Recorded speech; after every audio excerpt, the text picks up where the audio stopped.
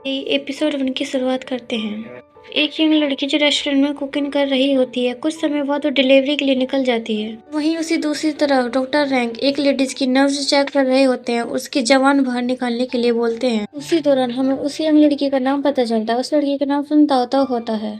सुन ताओ signal तोड़ देती है, फिर उसे ऑफिसर रोड रोकते हैं।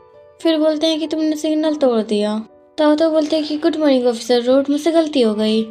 ऑफिसर रोड बोलते हैं कि तुम्हें कहाँ की जल्दी है। अब ताओ बोलती है कि मुझे अर्जेंट थोड़ा सा पार्सल देना है। ऑफिसर रोड बोलते हैं कि तुम्हारा हर बार कैसे होता है, तुम्हें स्कूटर का चालान काटना पड़ेगा। और बोलते हैं कि तुम झूठ बोल रही हो। तो बोलती है कि मैं झूठ नहीं बोल रही हूँ ऑफिसर। ऑफिसर रोड बोलते हैं कि तुम्हें स्कूटी का चालान काटना पड़ेगा। ताओ बोलती है कि सर प्लीज ऐसा मत करो, मुझे जाने दो। आइंदा से ध्यान रखूंगी, मैं सिग्नल नहीं तोड़ूंगी, मैं नियम को फॉलो करूंगी। ऑफिसर रोड कहते हैं ठीक है, मैं तुम अब की बार जाने दे रहा हूँ, पर आइंदा से कभी ऐसा मत करना। तो उनका धन्यवाद करती है और कहती है कि ऑफिसर हम दोबारा फिर मिलेंगे। ऑफिसर रोड बोलते हैं कि दोबारा सिग्नल तोड़कर मत मिलना। तो वहाँ से चली जाती है। देखते हैं कि डॉक्टर रैंक के पास शोदाओ आते हैं और एक यंग लड़की के बारे में बताते हैं। वे कहते हैं कि वो लड़की मुझे मिल चुकी है। डॉक्टर रैंक कहते हैं कि कौन मिल गई। शोदाओ बताते हैं कि जियांग फैमिली की इकलौती वारिस मिल गई है। दूसरी तरफ देखते हैं कि रिंग टेंजन अपने दोस्त जो लिकवान के साथ होते हैं और लिकवान उनसे पूछते हैं कि मैं कैसा लग रहा हूँ। रिंग टेंजन कहते हैं कि अच्छे लग रहे हो। जो लिकवान कहते हैं कि मैं थोड़ा सा नर्वस हो रहा हूँ। दोस्त टेंशन मत ले, हमारा एग्जाम दोनों का अच्छा जाएगा। जो लिकवान रिंग टेंजन को धन्यवाद के रूप में एक्स्ट्रा नूडल्स खिलाने की बात करते हैं। रिंग टेंजन कहते हैं कि इसकी कोई जरूरत नहीं है, मैं खाना ऑलरेडी ऑर्डर कर चुका हूँ। ऑर्डर लेने के लिए नीचे आते हैं पर देखते हैं कि कोई नहीं होता है। फिर वे ऑफिसर ताओ को कॉल करते हैं और पूछते हैं कि तुम कहाँ हो। तो बोलती है कि सर मैं वहीं पर तो हूँ, आपको मैं दिखाई नहीं दे रही क्या, रुको मैं आती हूँ, फोन रखो। ताओ टेंजन को वहीं रुकने के लिए बोलती है। टेंजन कहते हैं कि तुम तो 500 किलोमीटर की दूरी पे थी, तो तुम्हें 16 मिनट किस बात की लगी। अगर तुम लेट हो गई थी तो मुझसे बोल देती, झूठ क्या बोलने की जरूरत थी, और तुम मेरे सामने भी अभी फोन पर झूठ बोल रही हो। ताओ कहती है सॉरी सर, ये पार्सल ले लीजिए।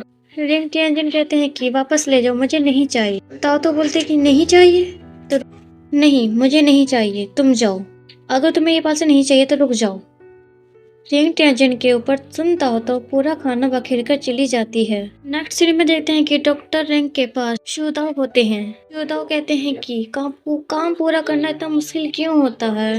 में देखते हैं कि ताओ तो दूसरी जगह पार्सल देने जाती है और दूसरी तरफ रिंग टेंजन इसी हालत में ऊपर आते हैं और अपने रूम में चले जाते हैं। जोलिकवान कहते हैं कि क्या हुआ। टेंजन कुछ नहीं कहते और दरवाजा बंद कर लेते। जोलिकवान कहते हैं कि मैं चला जाऊं क्या। तो दूसरी तरफ देखते हैं कि ताओ बोलती है कि सर मैं पार्सल लेके आ गई हूँ, अपना पार्सल ले लीजिए। नहीं आता। फिर सुनता तो कहती तो कोई दरवाजा नहीं खोलता है। ताओ बोलती है कि क्या मैं पार्सल वहीं रख दूं। ताओ वहाँ से जाने लगती है तो जब भी दरवाजा खुलता है और वहाँ से एक लेडीज आवाज निकालती है कि मुझे बचाओ। फिर दोबारा से अंदर से दरवाजा बंद हो जाता है और ताओ उस लेडीज को बचाने लगती है। जब भी ताओ पुलिस को फोन करती है और उस लेडीज को बचाने ही लगती है। लेडीज को बचाते बचाते ताओ और उस आदमी के बीच में झगड़ा हो जाता है और झगड़ा बढ़ जाता है और वे एक दूसरे पर हाथ उठाने लगते हैं। ताओ उस आदमी का हाथ तोड़ देती है। फिर वहाँ पुलिस आ जाती है। ऑफिसर उस लेडीज से पूछते हैं कि ये सब क्या हो रहा है। लेडीज बोलती है कि सही डेटिंग ना देने पर ये हाल कर दिया। तो बोलती है कि झूठ क्यों बोल रही हो, सच बोलो ना। नेक्स्ट में देते हैं कि डॉक्टर रैंक अपने मास्टर और मैडम के पास आते हैं और उनसे वारिस की बात करते हैं, मतलब जियांग फैमिली की इकलौती वारिस के बारे में बात कर रहे होते हैं। और मैं अपने पूर्वजों के नक्शे कदम पर चलना चाहता हूँ। स्टूडेंट टेक्निक प्रोग्राम के बारे में बात कर रहे होते हैं और उसे शुरू करने की बात रखते हैं, लेकिन मैडम बोलती हैं कि अगर गलत लोग इसे सीख गए तो ये सही नहीं होगा, इसका गलत इस्तेमाल भी किया जा सकता है। इसका कैसे पता लगाओगे कि किसकी नीयत अच्छी है और किसकी नहीं। डॉक्टर रैंक कहते हैं कि अगर किसी की नीयत में खोट होता हो तो उसकी मदद भगवान भी नहीं करते। डॉक्टर रैंक मास्टर से कहते हैं कि मुझे स्टूडेंट को टीसीएम का मूल उद्देश्य बताना है। शॉन इन रेन ये बड़ा ही महान काम करने जा रहा है, इसे मत रोको, मैं इतनी भी बुरी नहीं हूँ। बातें कर रहे होते हैं और डॉक्टर रैंक वारिस की तस्वीर और डिटेल दिखाते हुए कहते हैं कि हम इस स्वस्थ समाज का निर्माण करना चाहता हूँ। वहीं अगले सीन में ताओ का इंट्रोडक्शन चल रहा होता है। पूछते हैं कि किसी पर हाथ उठाना कानूनी अपराध होता है, तुम ये जानती हो ना। ताओ ताओ कहती हैं कि अगर वो घटिया इंसान मुझे फिर दोबारा मिला तो मैं फिर उसे मारूंगी। सिर्फ बोलती हैं कि ये तुम क्या कह रही हो, एक हाथ तो तुम उसका पैर तोड़ोगी और तुम उसे फिर पीटने की बात कर रही हो, तुम जानती हो तुम्हें जेल भी हो सकती है। तो बोलते हैं कि साथ में जेल हो सकती है।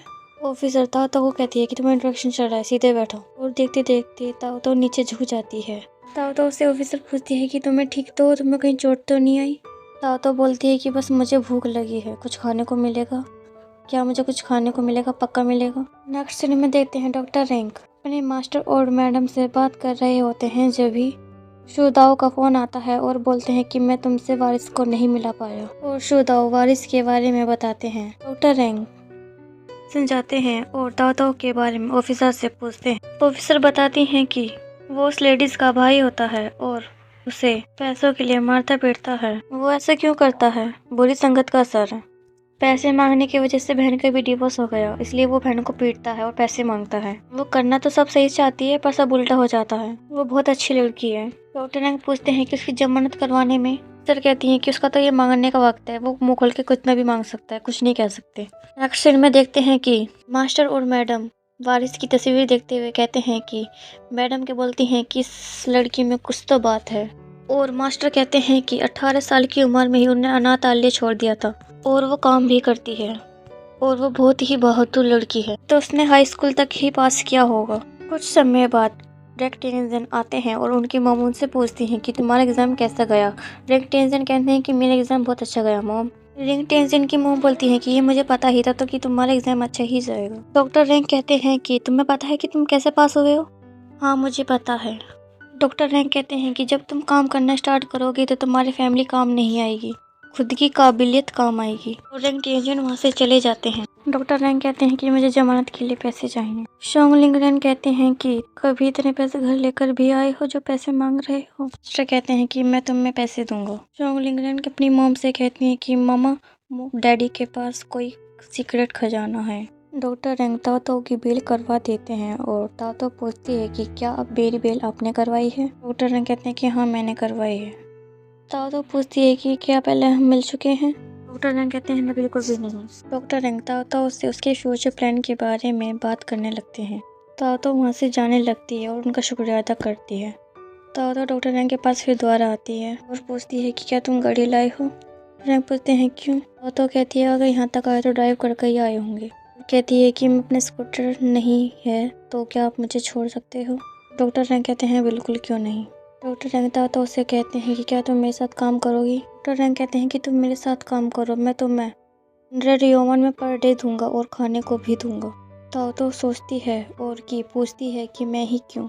डॉक्टर रैंक कहते हैं कि तुम्हें मैंने नहीं भगवान ने ही चुना है। जब भी डॉक्टर रैंक उससे एक घर लेकर जाते हैं जहाँ बहुत सारे डॉक्टर होते हैं और ताओ ताओ कहती है कि उन्हें सफेद कपड़े क्यों पहने हैं। डॉक्टर रैंक ताओ ताओ से चुप रहने के लिए कहते हैं और अंदर ले जाते हैं और बताते हैं कि जियांग फैमिली की एक इकलौती वारिस है। ये सुनकर अपने पूर्वजों के सामने झुकते हैं और वहाँ रैंक टेंजन आ जाते हैं और डॉक्टर रैंक को भी झुकने के लिए बोलते हैं। रैंक टेंजन कमर दर्द का बहाना करता है और वहाँ से चला जाता है।